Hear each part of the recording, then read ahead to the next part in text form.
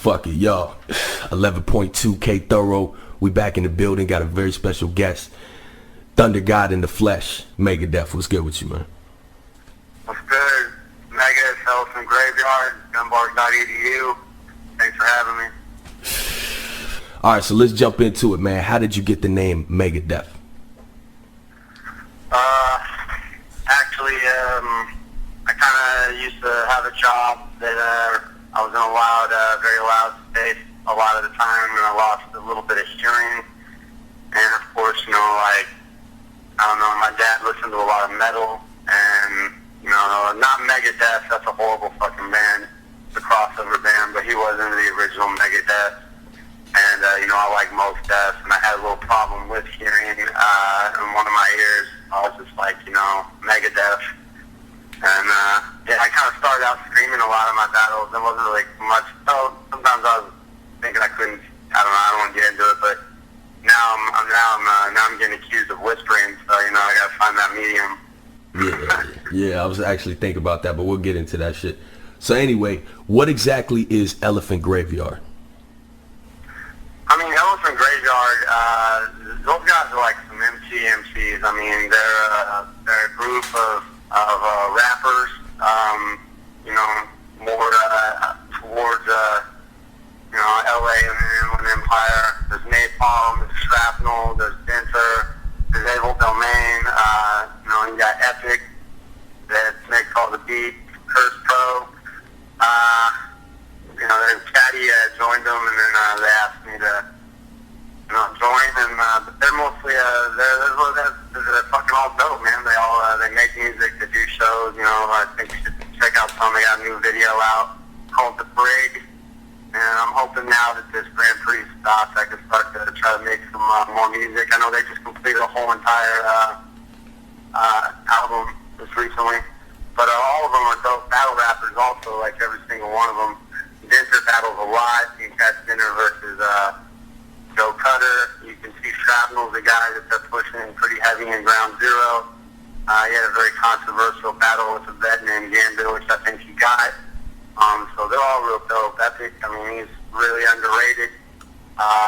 Able Domain, he's really out there on his music. I know he was touring. And you already know Caddy. I mean, I would say they're more real MCs. I've never really claimed to be like a fucking like real MC or whatever the fuck that means this day and age. No, not really. I mean, I kind of, you know, I think I write more when it comes to music, like stuff down on paper. But when I battle, I actually don't write anything down. Like my last 4 battles in the Grand Prix, I might write like a thought down and then work a scheme over and over in my head. It actually takes me a long. I would say like I'm probably more of a battler, and I'm not ashamed of that. I think the art, I mean, I think it's starting to have its own place, you know, and I think you're going to see a lot more of that. And I just, my whole thing on battling is a lot, like everybody says battling is oversaturated. I think rap is generally is oversaturated. And there's a lot of guys out there that make music that don't battle, but they think because they've made a fucking CD that they are the ones that should be entitled to battle, and someone that doesn't make music isn't, when that really isn't the case, you know? I mean, there's a good chance you make music, and that doesn't mean it's any good.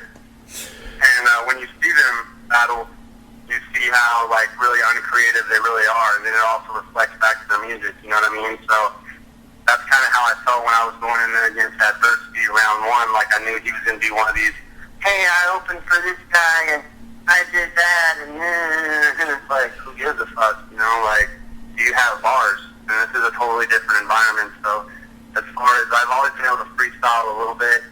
I got kind of I like entertaining, but I got kind of a different avenue that I want to follow, I got my own path, I guess, so to speak, you know, music, I'm more the type that if I got some tracks, I have a bunch of tracks. As far as like what I want to put out, like I'll probably put a music video out for each one instead of like make my 47th mixtape or whatever. I don't think we live in that era, you know. I'm completely fine with making one track 99 cents and making money off of that.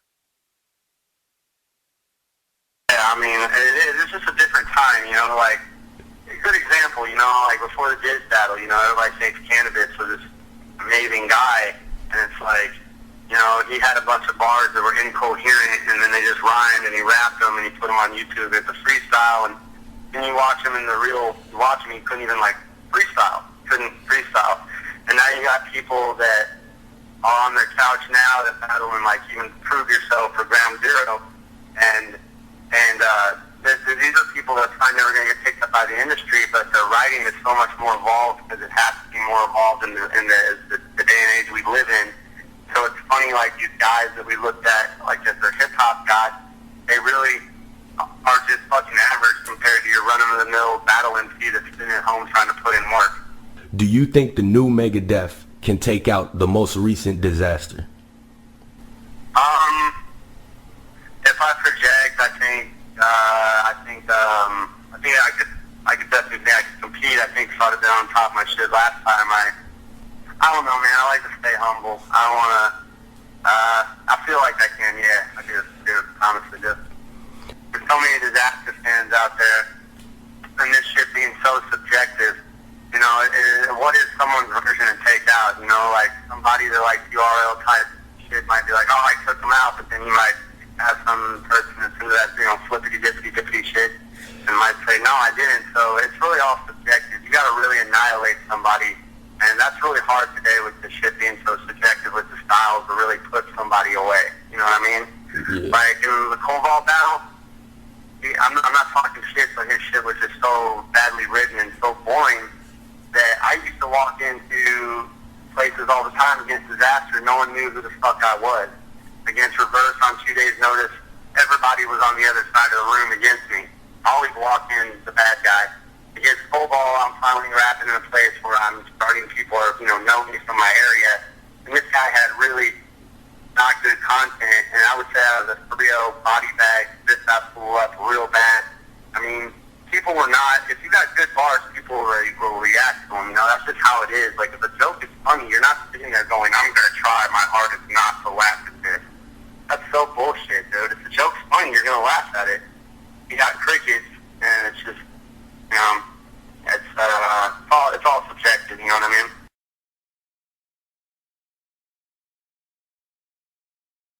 Yeah, but I was way quiet in the DDS battle, and, I'll take it back to the Disaster battle. I got the Disaster battle, and I got sponsored for that battle, and I put up no money for that battle.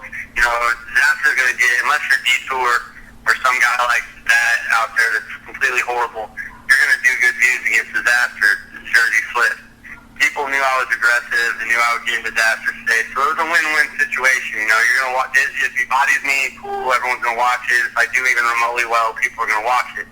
And that's what they got out of it. I got the call the night before, you know, I was supposed to do 5 minutes shows versus pros. The shit was, you know, unlimited, it's Disaster. Okay, cool, whatever. What am I going to say? No, I'm not going to do it. During that time, you know, the dude named Christian A1A was running the fucking show. And he's like, since we're doing this for you, and like they're doing me a favor, you know, I guess it was a good favor. You got to battle Jake Gallagher in 2 weeks. If you look at the time, like battle Jake Gallagher 2.5 weeks after I just faced Disaster. And Disaster was in the building. Road for Jake. I didn't want to battle Jake. It was just like I've been preparing for days. It was like the last thing, you know, on my mind. You know what I mean? They kind of was like, you know, we did this for you. You need to do this for us. I showed up at the Jake battle with 390s worth of material, and you time each round, go back and watch the battle, which is the top comments which that took it. You can time the battle. You can go back, watch the battle if you can stand listening to it that long. Yep. Jake Gallagher rapped for 3.5 minutes the first round, almost 3.5 minutes the second round, and almost 4 minutes the third round. I didn't want to look at Christian like, are you fucking serious? And be like a crybaby. And then this shit got judged. So, with that being said, you know, Jake Pro cleared all that up when he battled him, and he put Jake away, and then Jake didn't battle again until he lost in the tournament. But, so entering the GT, I knew that I knew that I can rap. I know that I have the ability to rap. And this whole 4-bar setup, screaming into a big punchline of like, no, I've been telling the homies I'm going to try this. And they're like, well, people aren't used to you rapping like that. They want you to be like Megadef, you know. Yeah. I'm like, whatever. I knew that finally I wasn't in there against the KG the Poet or a Reverse Live on 2 days' notice, or days I was in there against an adversity. And to me, I was like, all right, I'm the vet. I'm going to fucking prove that I'm the vet and show that I can out-rap this guy. And I did that. And against AM, nobody said I was going to fucking do shit against him. I had my shit prepared probably for AM. Been writing for him. I wrote shit before him before I even wrote for Adversity. And I knew when he acted like he didn't, well, I could say he acted. He said he didn't know when the dates were, so maybe he didn't. I'm going to take him on his word. He's a good guy. But he needed 2 weeks more.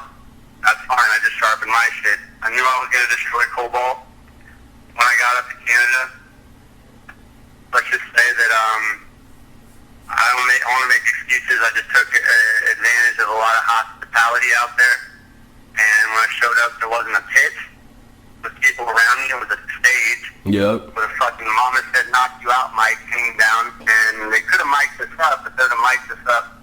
I could have moved around. People would have hurt me, and I wouldn't have had to stood in one spot screaming into a mic. And I kind of just did what the fuck I wanted to do. And the result was, sound like fucking Young Whispers McGillicuddy out there. So that's pretty much what happened. I did show up, and it was a fucking wax buffet. Pretty much went down between 10 a.m. to 8 p.m. So I was taking advantage of some of DC's finer stats and probably was a little bit too calm in my battle, which will never happen again. No, not really. I just want to keep it. I don't want to say that the battle was draining. For me, the big battle was AM. I felt like if I beat AM, I was going to beat everybody else.